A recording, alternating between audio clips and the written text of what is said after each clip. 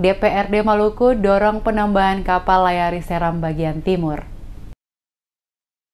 DPRD Maluku terus mendorong agar sarana transportasi laut di Provinsi Maluku mendapatkan perhatian serius dari pemerintah pusat lewat Kementerian Perhubungan RI di Jakarta guna memastikan masyarakat di berbagai kepulauan yang ada di Provinsi Maluku mendapatkan pelayanan transportasi berupa kapal laut. Penegasan ini disampaikan langsung anggota Komisi 1 DPRD Maluku Ali Kolatlena kepada tim DMS Media Group. Dikatakan Kolatlena sampai dengan saat ini masih banyak daerah di Provinsi Maluku yang belum terlayani sarana transportasi laut berupa kapal perintis maupun kapal milik Pelni. Dijelaskannya khusus untuk Kabupaten Seram bagian timur, jika dilihat dari rencana kerja jangka panjang Maluku yang dibagi dalam 12 gugus pulau, di mana pendekatan pembangunan berbasis kepulauan guna mengurai keterisolasian. Menurutnya, konsep pembangunan berbasis kepulauan sudah seharusnya ditunjang dengan pembangunan sarana transportasi, salah satunya adalah pelabuhan pada setiap wilayah. Hal ini dikarenakan setiap wilayah memiliki karakteristik yang berbeda.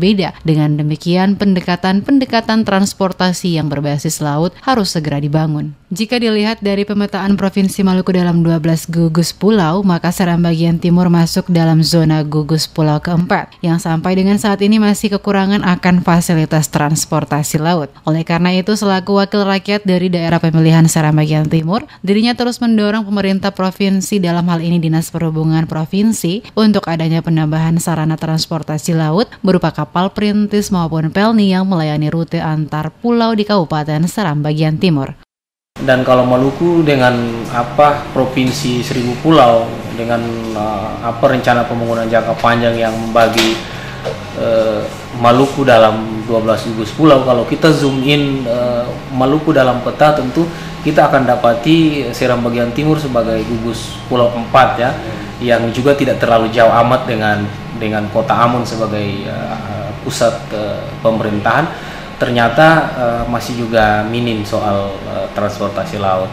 Nah, kita terus mendorong ini, misalnya kapal-kapal Pelni yang di bawah kontrol Pelni, kapal tol laut Sabuk Nusantara 106 yang satu armada melayari rute Seram bagian timur sampai ke Tenggara.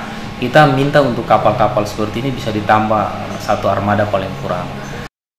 Dirinya juga mengapresiasi langkah Gubernur Maluku bersama Bupati Wali Kota yang menghadap langsung Menteri Perhubungan di Jakarta membicarakan soal transportasi di wilayah Maluku, di mana nantinya Maluku mendapatkan tambahan beberapa kapal, kurang lebih 9 kapal, dan diharapkan satu di antaranya akan dioperasikan ke Kabupaten Seram bagian timur.